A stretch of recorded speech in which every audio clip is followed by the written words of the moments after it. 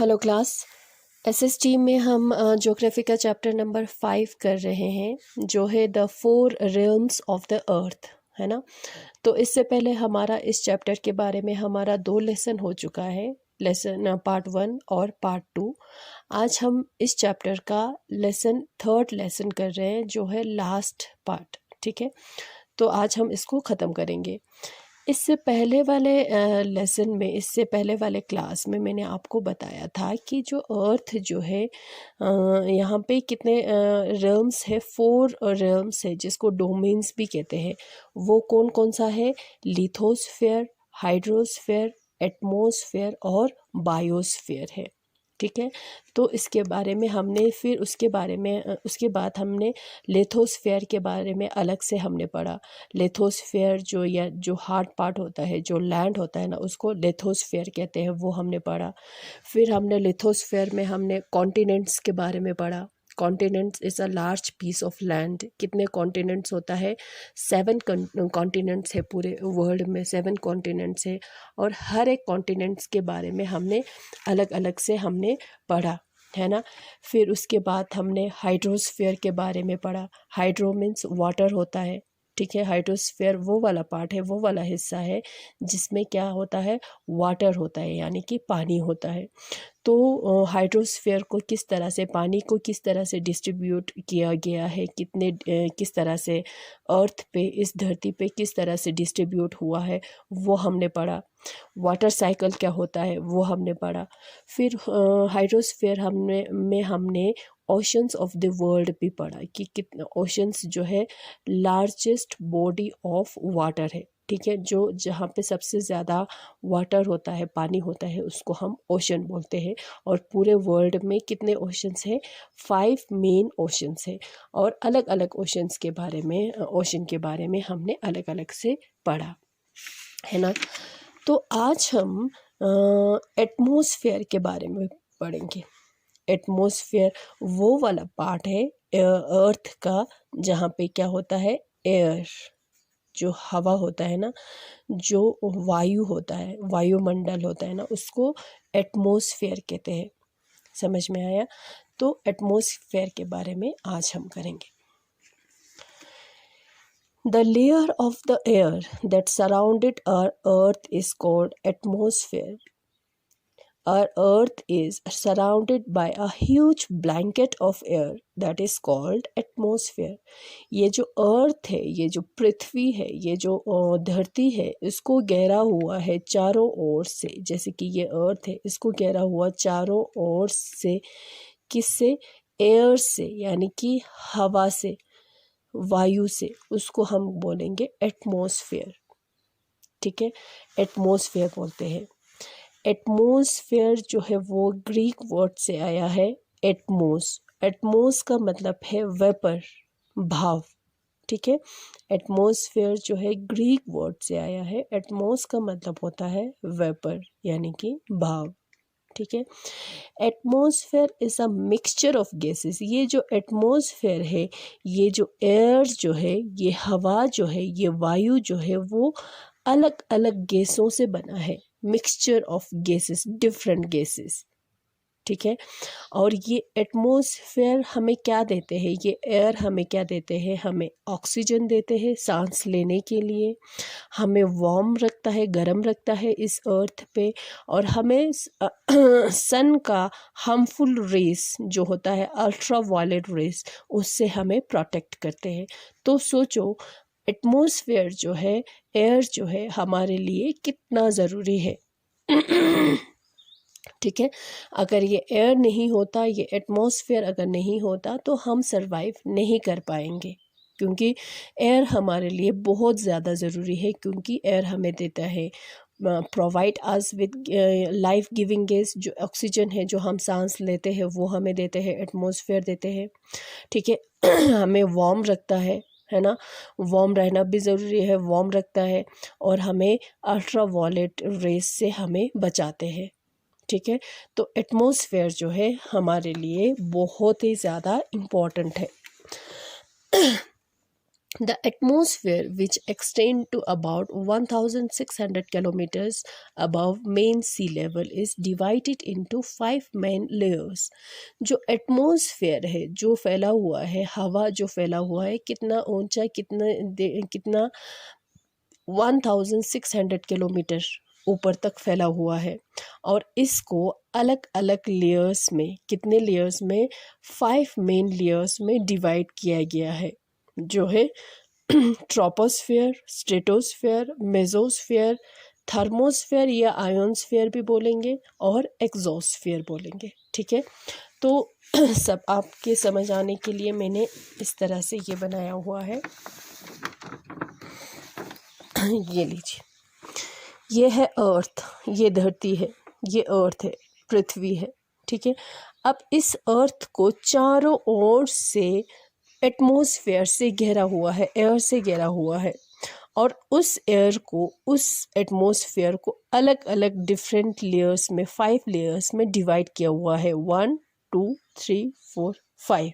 ठीक है, और वो कौन सा है, ट्रोपोस्फेयर, स्ट्रेटोस्फेयर, मेसोस्फेयर, इसको थर्मोस्फेयर भी बोलेंगे, आयोनस्फेयर भी बोलेंगे, और लास्ट में आएगा, सबसे ऊपर आएगा एक्सोस्फेयर। ठीक है, अब ये ट्रोपोस्फेयर जो है, फर्स्ट लेयर ऑफ एटमॉस्फेयर इस ट्रोपोस्फेयर। ट्रोपोस्फेयर कितना है, 13 किलोमीटर तक ऊंचा है, एक्सटेंड है। ठीक है, ट्रोपोस्फेयर वो वाला लेयर है जहाँ पे हम रहते हैं, हम इंसान कौन से लेयर में रहते हैं, ट्रोपोस्फेयर में रहते हैं। ठीक है, जहाँ पे हम रहते हैं, यहाँ पे क्लाउड्स होते हैं, बादल होते हैं, जिसकी वजह से हमें यहाँ का मौसम, वेदर के बारे में हमें यहाँ पे पता चलता है कि आज कैसा वेदर है, आज ठंडा है, गर्म है, बारिश होगा या बर्फ़ होगा, किस तरह से है, वो हमें पता चलेगा। ठीक है, कहाँ पे, ट्रोपोस्फेयर में। और ट्रोपोस्फेयर में सबसे ज़्यादा जो एयर जो है, सबसे ज़्यादा मात्रा में ट्रोपोस्फेयर में होते हैं। जैसे जैसे हम ऊपर जाएंगे, एटमॉस्फेयर जो है वो डिक्रीज़ होता जाएगा, वो कम कम कम होता जाएगा गैस। वैसे वही कहते हैं ना, जब हम एयरप्लेन में हम चलते हैं तो कहते हैं कि अगर ऑक्सीजन की कमी हो तो वो लगा लो। क्यों? क्योंकि यहाँ पे जो एटमॉस्फेयर जो है, एयर की लेवल जो है वो कम होता है। ठीक है, ऊपर जितना ऊपर जाएंगे उतना ऊपर जो है एयर जो है वो कम होता जाएगा। नंबर 2 पे है स्ट्रेटोस्फेयर, जो 50 किलोमीटर्स जो है फैला हुआ है। जो ट्रोपोस्फेयर जो है 13 किलोमीटर, और उसके बाद स्ट्रेटोस्फेयर, सबसे लास्ट में आता है ट्रोपोस्फेयर, उसके बाद है स्ट्रेटोस्फेयर। स्ट्रेटोस्फेयर में क्या होता है, जो एयरप्लेन होता है वो यहाँ पे फ्लाई करते हैं। क्योंकि यहाँ पे क्लाउड्स नहीं होता है, तो जहाँ पे क्लाउड नहीं होता है वहाँ पे उनको एक आइडल कंडीशन मिलता है फ्लाई करने का।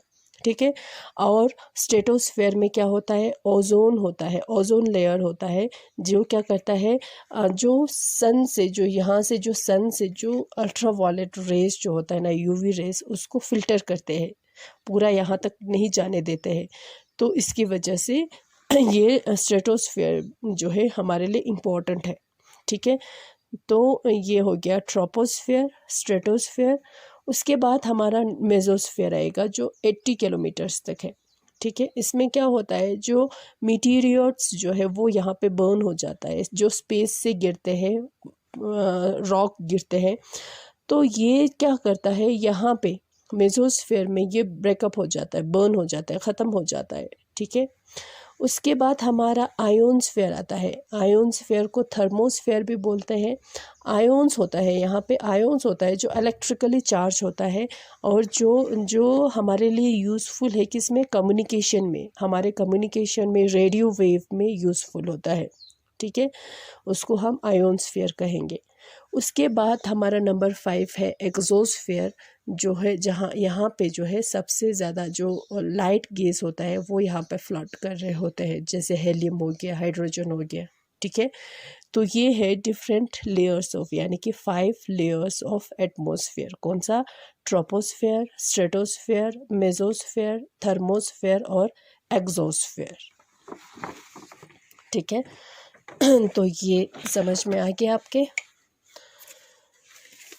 Now composition of atmosphere, atmosphere जो है जैसे मैंने आपको बताया कि अलग अलग गैसों से बना है। वो कौन कौन सा गैस है?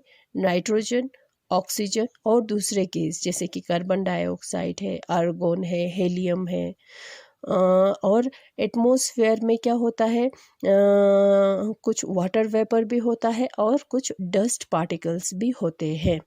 ठीक है। अब नाइट्रोजन जो है कितना परसेंट होता है, जिसको मैंने ये डायग्राम बनाया हुआ है, ये पूरा एयर है। इसमें ज़्यादातर जो ये ब्लू कलर जो है ये नाइट्रोजन है, यानी कि बहुत ज़्यादा है। ठीक है, 78% जो है नाइट्रोजन होता है। ठीक है, ये ऑक्सीजन, ये जो ऑरेंज कलर जो है वो ऑक्सीजन है। ऑक्सीजन जो है कितना है, 21% है। और 1% जो है दूसरे गैसेस है, जैसे कि कार्बन डाइऑक्साइड है, आर्गोन है, हेलियम है, और उसमें एयर में कुछ वाटर वेपर भी होता है और कुछ डस्ट पार्टिकल्स भी होते हैं। ठीक है, तो क्या है कि जो ये नाइट्रोजन और ऑक्सीजन जो दोनों जो है कितने परसेंट बनाते हैं, 99% जो है पूरा हो जाता है। किससे? नाइट्रोजन और ऑक्सीजन से पूरे एयर का, एटमॉस्फेयर का 99% जो है वो हो जाता है। ठीक है। Carbon dioxide is responsible for keeping the planet warm. Carbon dioxide कुछ ऐसे गैस है जो क्या करता है, इस प्लैनेट को यानी कि अर्थ को वार्म रखता है, गर्म रखता है। कैसे गर्म रखता है कि ये क्या करता है, it traps the heat of the sun. Sun के हीट को, गर्मी को वो ट्रैप करते हैं, रखते हैं, पकड़ के रखते हैं और उसको वापस जाने नहीं देते, and prevent it from going back to the space. और ये वार्मथ जो है, ये वार्म जो है हमारे लिए बहुत ज़रूरी है। किसमें? जर्मिनेशन ऑफ प्लांट, सीड्स को प्लांट में ग्रो होने के लिए वार्म होना चाहिए एंड टेम्परेचर। ठीक है, और इंसान का सरवाइव होने के लिए भी वार्म होना चाहिए। ठीक है, उस प्रोसेस को कहते हैं ग्रीन हाउस इफेक्ट। ठीक है, जैसे कि ये अर्थ है, ये सन है। अब ये सन रेज जो है ये अर्थ पे पड़ रहे हैं। ठीक है, अब ये क्या होगा, ये वापस चला जाएगा। मगर यहाँ पे कुछ ऐसे गैस है जिसमें से एक है कार्बन डाइऑक्साइड। कार्बन डाइऑक्साइड है और ये क्या करता है, इस सन रेस को वापस जाने नहीं देता है, पकड़ के रखता है, ट्रैप करके रखते हैं। ठीक है, तो इसकी वजह से सन रेस को अगर पकड़ के रखेंगे तो अर्थ क्या रहेगा, वार्म रहेगा। ठीक है, तो वार्म रहना ज़रूरी है। तो इस प्रोसेस को बोलते हैं ग्रीन हाउस इफेक्ट। समझ में आया? तो ये हो गया। Atmospheric pressure and wind. Air pressure या atmospheric pressure is defined as the pressure exerted by the weight of air on the earth surface। Atmospheric pressure या एयर प्रेशर उस प्रेशर को कहते हैं जो एयर के वेट से आते हैं, उस प्रेशर को कहते हैं जो एयर के वेट से आता है। ठीक है, उसको हम बोलेंगे एयर प्रेशर या एटमॉस्फेरिक प्रेशर। जैसे जैसे हम ऊपर जाएंगे एयर प्रेशर जो है वो कम होता जाएगा, क्योंकि एयर जो है वो कम होगा। ठीक है, तो उसको हम बोलेंगे atmospheric pressure. The movement of air from high pressure area to low pressure area is called wind. जब एयर ये मूव करते हैं एक जगह से दूसरे जगह, हाई प्रेशर एरिया से लो प्रेशर एरिया में मूव करते हैं, उसको हम विंड बोलते हैं, हवा। ठीक है, उसके बाद हमारा आता है biosphere. Biosphere can be defined as a narrow contact zone. वो उस जोन को कहते हैं जहाँ पे क्या होता है, जो लिथोस्फीयर होता है, हाइड्रोस्फीयर होता है, एटमॉस्फेयर होता है, जहाँ पे हम रहते हैं। जैसे कि मैंने आपको ये पहले मैंने दिखाया था। ठीक है, ये बायोस्फीयर, ये बायोस्फीयर है, इसमें लिथोस्फीयर के भी कुछ पार्ट है, हाइड्रोस्फीयर भी है, इसमें इंक्लूड है, और इसमें एटमॉस्फेयर भी इंक्लूड है। तो इसको हम बोलेंगे बायोस्फीयर। तो बायोस्फीयर वो वाला पार्ट है, वो वाला हिस्सा है जहाँ पे हम रहते हैं। ठीक है, life on earth is possible. Life जो अर्थ पे, जो लाइफ जो है वो पॉसिबल हो पाया है, किसकी वजह से? It's optimum distance from the sun, ठीक है, जो डिस्टेंस है सन और अर्थ में जो डिस्टेंस है वो ठीक है, इनफ है। अगर सन से अगर अर्थ ज़्यादा नज़दीक होगा तो फिर वो नहीं हो पाएगा, जल जाएगा, है ना। अगर ज़्यादा दूर होगा तो भी नहीं होगा, ठंड होगा क्योंकि सन रेज नहीं पहुंच पाएगा। जो अभी डिस्टेंस जितना है, गैप जितना है वो सही है, ठीक है। और लाइफ अर्थ पे लाइफ पॉसिबल इसलिए हो पाया है क्योंकि ये हमें क्या देते हैं, एटमॉस्फेयर देते हैं, ये हमें हवा देते हैं, ठीक है। और लाइफ पॉसिबल इसलिए हो पाया है क्योंकि ये हमें वाटर देते हैं, समझ में आया। तो इन सब की वजह से अर्थ पे लाइफ पॉसिबल हो पाया है। बायोस, और ये सारा कहाँ पे है, बायोस्फीयर में है। वर्ड बायोस का मतलब है लाइफ, बायोस मीन्स लाइफ होता है, ठीक है। अब बायोस्फीयर में क्या होता है, जो ये लिविंग सॉरी जो ये लिविंग थिंग्स है ना, बायोस्फीयर में अपना अलग अलग ग्रुप बनाते हैं, कम्युनिटीज़ बनाते हैं। वो ग्रुप बेस्ड होगा जहाँ पे वो रहते हैं, उसके सराउंडिंग्स पे बेस्ड होगा, उसके वेदर पे बेस्ड होगा, उसके सॉइल पे बेस्ड होगा, ठीक है। तो अलग अपना अपना ग्रुप बनाते हैं, उसको बायोम्स कहते हैं, ठीक है। Biomes is a group of part of flora and fauna, ठीक है। एक जगह का जो फ्लोरा एंड फ्यूना होता है, जो एनिमल्स एंड जो प्लांट्स होता है, वो क्या करता है, अपना अपना ग्रुप बनाते हैं। और वो ग्रुप किस पे बेस्ड होगा, वहाँ के सराउंडिंग्स पे बेस्ड होगा। उसका जहाँ पे वो रहता है वो कैसा है, कुछ ऐसे जानवर होता है जो पानी में रहता है ना। तो वो जो है वो उसमें उस पे डिपेंड करेगा कि वहाँ पे सराउंडिंग्स कैसा है। उस जानवरों को वो पानी में ही सब कुछ मिलेगा जो उनको चाहिए, ठीक है। वो पानी, वो एक बायोम्स हो गया। और कुछ जानवर जो है कहाँ रहता है, कुछ एनिमल्स और प्लांट्स होता है कहाँ पे होता है, डेजर्ट में होता है ना। वैसे तो डेजर्ट जो है ये बंजार होता है, जहाँ पे वेजिटेशन कम होता है, मगर फिर भी स्टिल वहाँ पे भी एनिमल्स होता है, वहाँ पे भी प्लांट्स होते हैं, उसी के हिसाब से, उसी के एटमॉस्फेयर के हिसाब से, उसी के टेम्परेचर के हिसाब से, वो एक बायोम्स हो गया। उसी तरह ग्रासलैंड में भी रहते हैं, उसी तरह फॉरेस्ट में भी रहता है, वो उनका अलग बायोम्स हो गया, ठीक है। जो एनिमल्स एंड प्लांट्स का जो ग्रुप होता है, जो कम्युनिटीज़ होता है, वो होता है बायोम्स, ठीक है। अब जो है ये बायोम्स जो है क्या हो रहे हैं, चेंज हो रहे हैं, ठीक है। बायोम्स जो है चेंज हो रहा है, किसकी वजह से, एक है नंबर 1 लंबरिंग, ठीक है। उसमें क्या होता है, जो हम ह्यूमन जो है क्या कर रहे हैं, इंसान जो है पेड़ों को काट रहे हैं, ठीक है। जिसकी वजह से वहाँ पे रहने वाले जानवरों को या वहाँ पे उगने वाले प्लांट्स पे असर होगा, ठीक है। नेक्स्ट किसकी वजह से चेंज आ रहा है, प्रिमिटिव एग्रीकल्चर की वजह से। इसमें क्या करते हैं, इंसान जो है एग्रीकल्चर के लिए, खेती बाड़ी करने के लिए जंगलों को काट रहे हैं, जिसकी वजह से वहाँ पे रहने वाले जानवरों के लिए ख़तरा बन रहा है, ठीक है।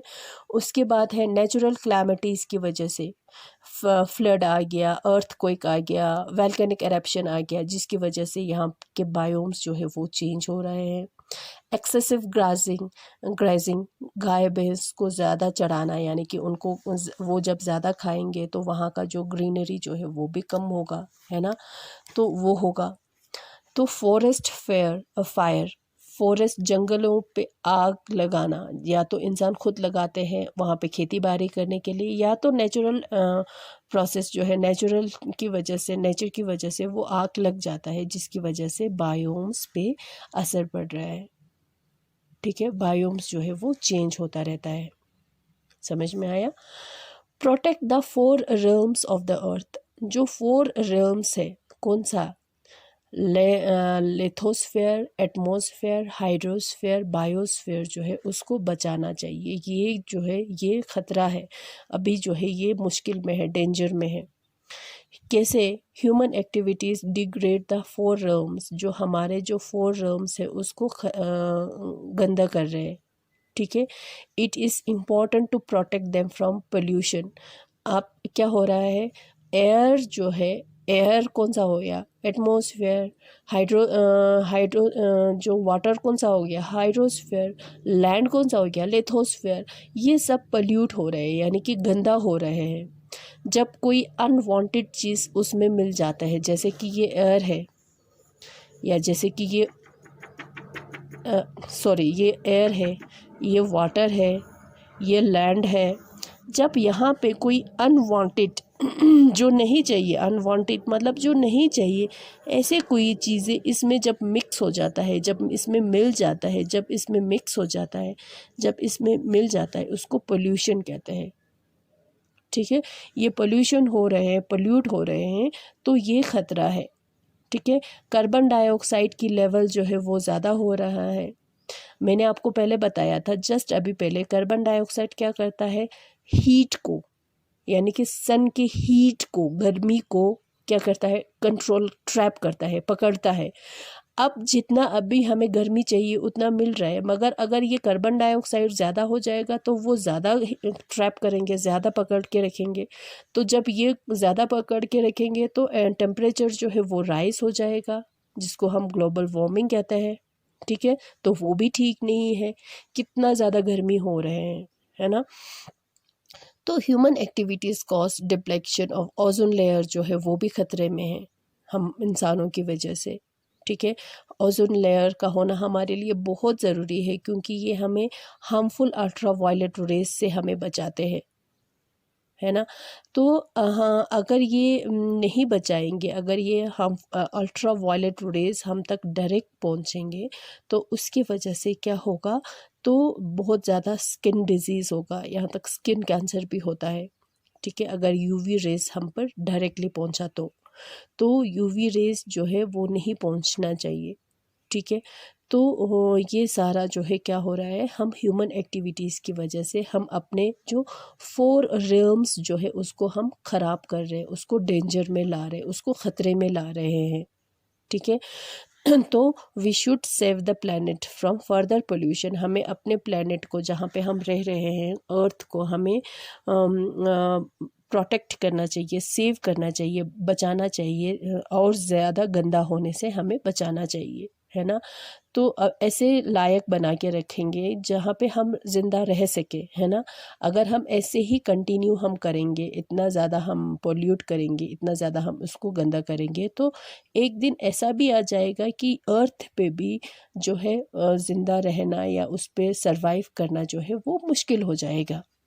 ठीक है, तो हमें अपने ये जो 4 रिल्म्स है, कौन सा, लिथोस्फेयर, हाइड्रोस्फेयर, एटमॉस्फेयर और बायोस्फेयर जो है, उसको हमें क्या करना चाहिए, प्रोटेक्ट करना चाहिए, हमें बचाना चाहिए। ठीक है, तो आज हमारा ये आपका लेसन जो है ये कंप्लीट हो गया।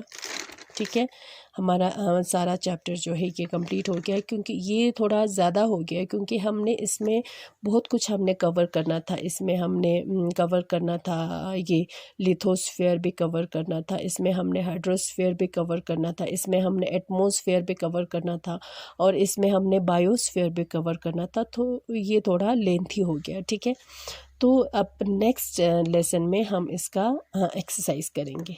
ठीक है, थैंक यू चिल्ड्रन।